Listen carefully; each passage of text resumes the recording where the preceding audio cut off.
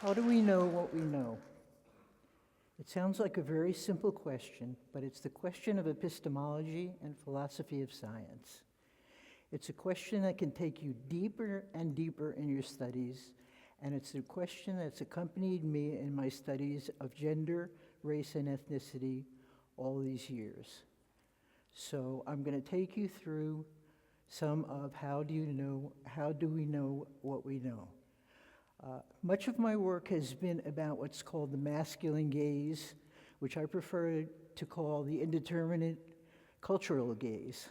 So it doesn't appear that it's connected to individual men, but to the masculinity of the societies that we live in. And a lot of the work that I've done has come down to the issue of vision. So I got an idea that I thought was going to be once and for all, we're going to see if gender and race are social issues or biological issues. And what I decided to do was to do a research study with people who have been blind since birth. Having been blind since birth, they haven't seen any of the cues that those of us who are sighted use to think about gender and to think about race. And you're going to see how the question gets more and more complex as we get deeper and deeper. And the gender, I was one of the people that invented the word gender to distinguish the social roles from the biological role. And where we did that is we just borrowed it from the Romance languages. That's why we talk about gender today. But we talk about gender in a very different way than we've spoken about it over the years. It has really morphed and changed and become very complex. And so I decided to do this study with blind people, and I thought maybe I'll take about 6 months to do it. It wound up taking me 10 years to really understand, as much as I can as a sighted person, what it is to be blind in a sighted world. And the only sighted person in this study is me, so you're going to have to decide whether you trust my eyes or not. And I'm going to ask you to hitch a ride on my eyes with me. I'm going to tell you some of the stories from my most recent book, which is Sight and Unseen, Gender and Race Through Blind Eyes. And I'm going to do that by taking you along with me. And the question that I'm going to ask is seeing believing, or is believing seeing? Modern visual life has changed a lot, so the definition of vision is a different one also. And I'm interested in what vision is becoming as we look at each other on screens rather than looking at each other in person. Oops. I skipped one. I live in Costa Rica, and the first time that I went there, many decades ago, my friends were very excited to show me all the beautiful ecological sites, which there are. There are rainforests, and there are jungles, and volcanoes, and so forth in Costa Rica. They took me to a jungle, and it's a jungle that's famous for having thousands and thousands of monkeys in it, and they wanted me to see the monkeys. Now here's a picture of the jungle that you're looking at. I couldn't see the monkeys. I'm a New Yorker. I can see a mugger 2 blocks in back of me. With the eyes that I have in the back of my head, I can get a taxi 2 blocks in front. I could not see the face of a monkey.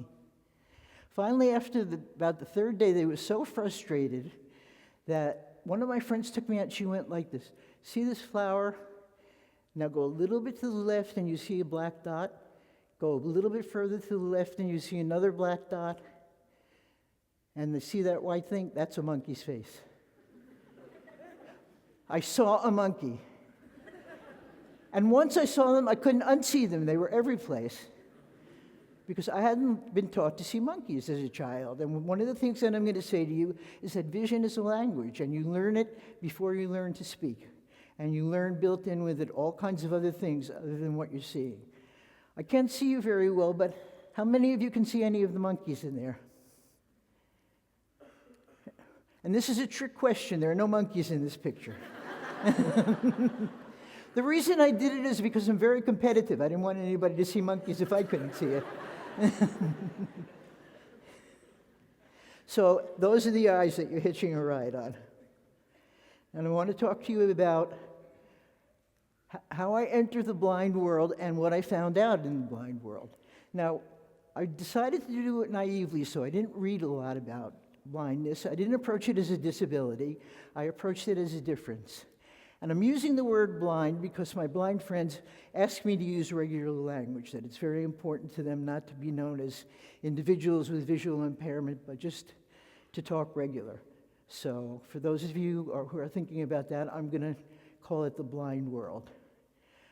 I entered the blind world, and I was hopeful that I wasn't as utopian as I can be, but I was hopeful that I was going to find a different organizing system, that I wasn't going to find gender and race. I wasn't naive enough to think that I wasn't going to find any kind of discrimination among people, but I thought it would be something tactile or kinesthetic or something different from what the sighted people have invented. So here I go into the blind world. After about 2 years of knowing people, they began to invite me to come to their homes. It took that long before they were comfortable having me come to their homes. And this is one of the first places that I went to. This is in one of the hottest climates in California. And this woman told me that, she said to me, I have a very lush backyard. It's just beautiful. We're going to sit in the backyard, and we're going to have lemonade, and we're going to talk, and that's going to be our day. I pulled up, and this is what I saw. I thought I was in the wrong place. But when I found out I was in the right place, I still felt hopeful because I felt like maybe we do have parallel experiences. And she's spending the day in a lush backyard, and I'm spending the day in a sandlot.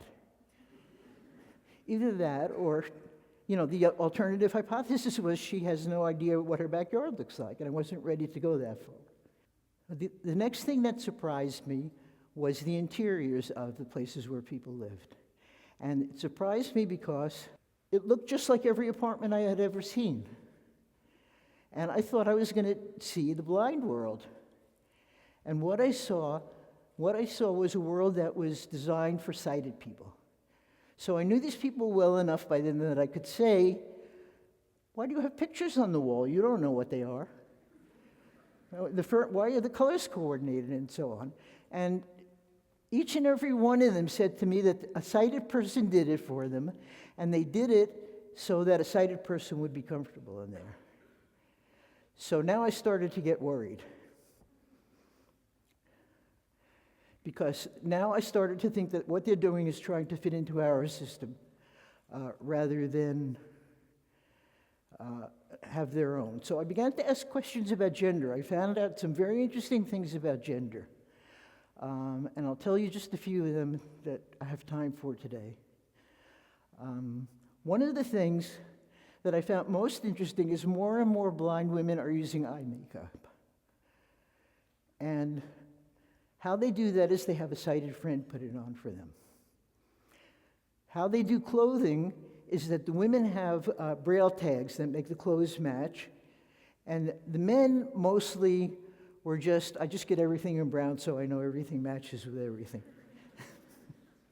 And Jesse, who's one of the first characters in my book, did in fact wear brown pants and brown plaid shirts for the whole time that I knew him. So I was beginning to see more and more how the people that were not sighted were trying to cater to people who were sighted rather than developing their own universe. One of my blind friends was a lesbian, and she asked her friends how she can look like a lesbian so that if she's walking down the street, other lesbians will see her. She wanted a relationship. They told her to cut her hair short. Now, what I started to realize at that point, I'll say one other thing before I say that, is another one had a friend who had just transitioned from male to female, and she said to me, he seems like exactly the same person because it's the same voice. That I really had to think about for a long time, how visual the things that we do in gender and gender transition are, how we're signaling to each other and performing to each other visually that were somebody different. And so I was beginning to see more and more and more deeply into what I wanted to see about vision and more deeply into what I wanted to learn about gender. These are my students in Costa Rica, and they're all sighted, and I asked them to do a day where they dressed as masculinely and behaved as masculinely as possible, and they were all this kind of thing. And these are exactly the same students the next day doing all this kind of thing. So they were able to decode what the visual code is.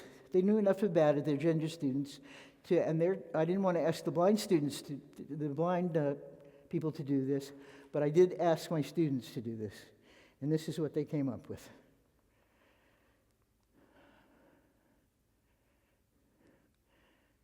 Those two pictures are the same person. I'll go back for a second. And that shows how visual and how much you can make the appearance of gender just with makeup and clothing and so on. Now I'd like to talk to you some about race, or what I like to call racialization, and a lot of people that work in the field call it racialization because it's been developed by society just as well. I'm going to try to prove that to you.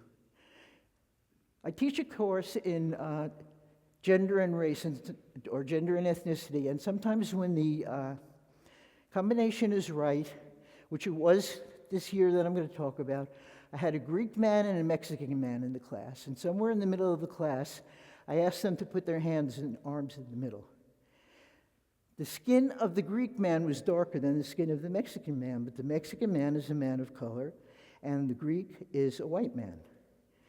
And that tells you something very profound about our racial system. Some of you may recognize this. This is Levittown on Long Island. I thought I'd use the actual slide since I'm in New York.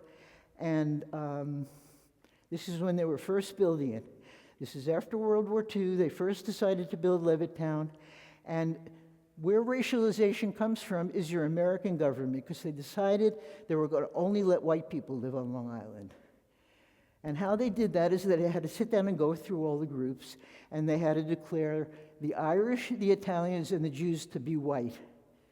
And we weren't white before the 1950s, which is a little bit disorienting for me, because it means in my childhood I was a person of color, and now I'm a white person. So you think that these things happened subtly and happened, from the ground up, and they happened from the government down. You can read a lot about slavery and how racialization was introduced as a way of making Irish men feel better than black men. A couple more things about race. I was disappointed to find that the blind people were trying as hard as they could to learn about race. Let me stay in Levittown while I tell you the story. The blind people were trying as hard as they could to learn about race, and they were doing it the way some of us who were sighted do over the telephone. They were listening to voices. And they really wanted to know about race because they really wanted, what they said to me is that they wanted to be able to speak sighted language. And they were learning to speak it, but not fluently. So one of my blind experts complained to me that they lived in the South for a couple of years, and when they were in the South, white people and black people sound the same. She couldn't tell them apart. So in essence, what they were doing is trying just as hard as they could to develop the prejudice of the sighted in the service of this. That last picture is just another picture of what vision has become. This is my last visit to my family, and they're happy to see me. And you can see they're all on devices, which raises the epistemological issue: what is seeing you? So what I found about the blind experts is that they were passing the way other groups have passed in the United States. And first I thought of it as passing, the way Jews did by changing their last names, the way light-skinned blacks have done, the way many gay people still and transgender people still do. They were trying to fit in, and they were trying to speak the sighted language. They called it a language, and I decided that they were right, that it is a language, and they were trying to speak it, and they weren't speaking it fluently, but they were speaking it. So, I learned quite a bit about blind people. I think that gender and racialization are invented, and I think that the blind taught me an enormous amount about sighted and how unconscious we are about what's built into our vision because of how early we learn it. And I think the blindest people on the planet are those who are sighted. And what I think is that our eyes are colonized, and we're not aware of it. We see what we already believe. And so, for those of you who are interested in resisting that colonization, I have a few suggestions. The first is what my field would call consciousness. The second is what every field has borrowed as mindfulness, which really means pay attention. You don't just look at things, pay attention to how you're seeing it and why you're seeing it. And the third way that I would think of it being called is as stay woke. So I ask you to stay woke. And most of all, in my language, I ask you to always keep looking for the monkeys. Thank you.